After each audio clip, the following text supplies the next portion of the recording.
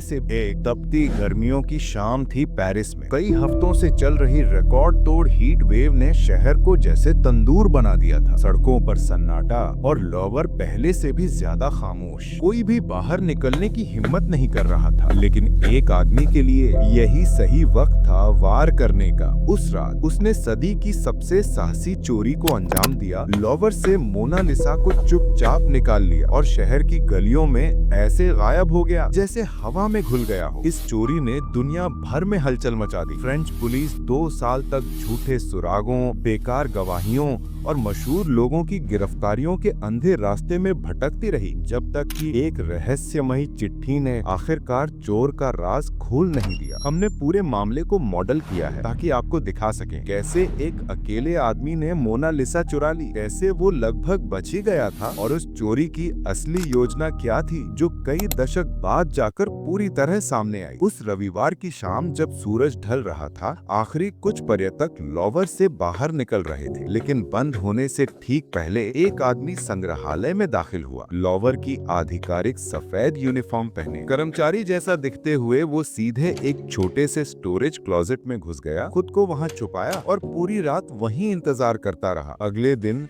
Lower बंद था, मतलब निगरानी करने वाले कर्मचारियों की संख्या बेहद कम। सुबह ठीक 7:15 पर चोर क्लोजेट से बाहर निकला, लगभग खाली पड़े लोवर में। सामने कोई नहीं था और वो तेजी से सैलॉन कारे की ओर बढ़ा और वहाँ वो मौजूद थी। उस समय मोनालिसा की कोई अलग गैलरी नहीं थी और वो आज जितनी मशहूर है उतनी बिल्कुल भी नहीं थी, लेकिन चोर अब उसे इतिहास का हिस्सा बनाने वाला था। कोई देखते नहीं था। उसने पेंटिंग को उसके मेटल पिन से निकाला और पास की सीढ़ियों की ओर चला गया। स्क्रू ड्राइवर से उसने पेंटिंग को फ्रेम से अलग किया, उसे एक सफेद चादर में लपेटा और सीधे बाहर निकलने की ओर बढ़ गया। लेकिन जैसे ही उसने दरवाजा खोला, वो लॉक था। ठीक उसी पल लोवर का एक प्लम्बर वहां आ पहुंचा। उसे लगा कि ये आदमी भी कर्मचारी ही है। उसने दरवाजा खोलने में मदद की और बस चोर मोनालिसा को बाहों में दबाए पेरिस की गलियों में गायब हो गया। पूरी चोरी कुछ ही मिनटों में पूरी हो गई, लेकिन किसी को ये समझने में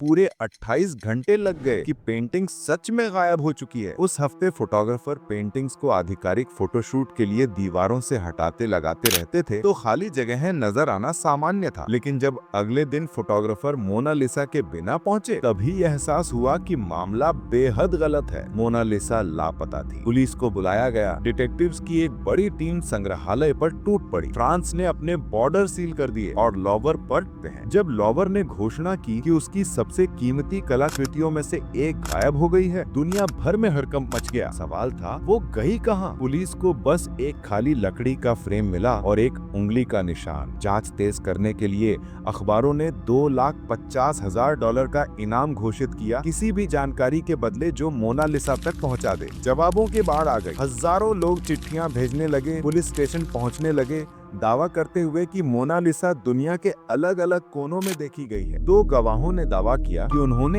एक आदमी को एक भारी वस्तु लेकर लोवर से निकलते देखा था, लेकिन दोनों के वर्णन एक दूसरे से बिल्कुल अलग थे। एक आदमी ने दावा किया कि मोनालिसा को एक मालगाड़ी में बेल्जियम की ओर जाते हुए देखा गया था और किसी और ने कहा कि पेंटिंग एक जहाज पर है जो अमेरिका के लिए रवाना हो चुका है। लेकिन सबसे दिलचस्प शक महान कलाकार पाब्लो पिकासो पर गया। पिकासो के एक परिचित सचिव ने पुलिस को पत्र लिखकर कबूल किया कि उसने लोवर से कई आइबेरियन मूर्तियां चुराई थीं। उसका कहना था कि उसने ये मूर्तियां पिकासो को बेची, जिन्हें पिकासो ने अपनी पेंटिंग्स में इस्तेमाल भी किया था। इस पर भरोसा करना मुश्किल था, लेकिन जब उन मूर्तियों के सीरियल नंबर चेक किए गए तो लोवर ने पुष्टि की कि वे वास्तव में उनके संग्रहालय की थी। पिकासो को गिरफ्तार किया गया और पूछताछ के लिए ले जाया गया। इस बीच पुलिस का ध्यान एक और बड़े नाम पर गया, अमेरिकी बैंकर और कला प्रेमी जेपी मॉर्गन। उस समय कला की नकल का धंधा खूब चलता था। महंगी पेंटिंग्स की नकल बनाकर उन्हें भोले अमेरिकी करोड़पतियों को बेच दिया जाता था। दावे के अनुसार मॉर्गन ने ही ये चोरी करवाने का आदेश दिया था और पेंटिंग अब अमेरिकी जहाज पर थी। न्यूयॉर्क पहुंचते ही अमेरिकी पुलिस ने जहाज को रोका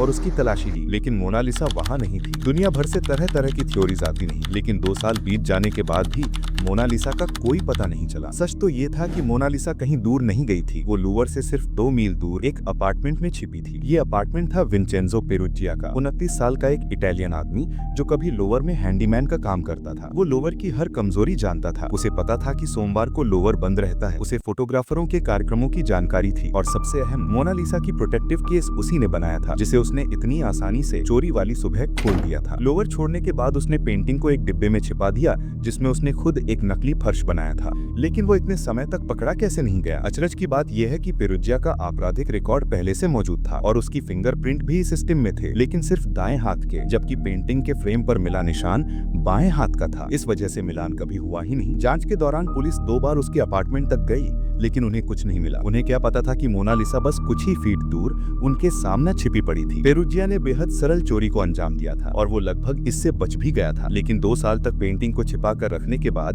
उसका धैर्य टूटने लगा। उसने फ्लोरेंस के एक आर्ट डीलर को एक गुमनाम चिट्ठी लिखी, वो शहर जहां दा विंची ने इस महान कृति को बनाया था। चिट्ठी में लिखा था कि मोनालिसा उसके पास है और वो इसे इटली वापस लौटाना चाहता है। उसने पत्र पर लियोनार्डो नाम से हस्ताक्षर किए और अगले ही दिन ट्रेन पकड़ फ्लोरेंस पहुंच गया। आर्ट डीलर और उसका सहयोगी पेरुजिया के होटल रूम में पहुंचे ताकि पेंटिंग की प्रामाणिकता को परख सकें। दरवाजा बंद कर पेरुजिया ने अपना ट्रंक खोला और उनकी आंखें फटी रह गईं। वो सच में मोनालिसा थी। पेंटिंग को और जांचने के लिए डीलर्स ने उसे अपने स्टूडियो ले जाने की बात कही और पेरुजिया को भरोसा दिलाया कि उसे इनाम दिया जाएगा। लेकिन सिर्फ 1 घंटे बाद पुलिस उसके दरवाजे पर थी। पेरुजिया को गिरफ्तार कर लिया गया। वो केवल 7 महीने जेल में रहा और 10 साल बाद उसकी मौत हो गई। मोनालिसा तो मिल गई थी, लेकिन चोरी की असली कहानी मानो उसके साथ दफन हो गई। लेकिन 1932 में एक लेख ने सारा रहस्य खोल दिया। लेखक कार्ल डेकर ने दावा किया कि वो उस व्यक्ति को जानता था जो इस चोरी का असली मास्टरमाइंड था, एदुआर्दो दे वाल्फियरनो, एक मास्टर आर्ट फोर्जर। उसने एक जबरदस्त योजना बनाई थी, एक नहीं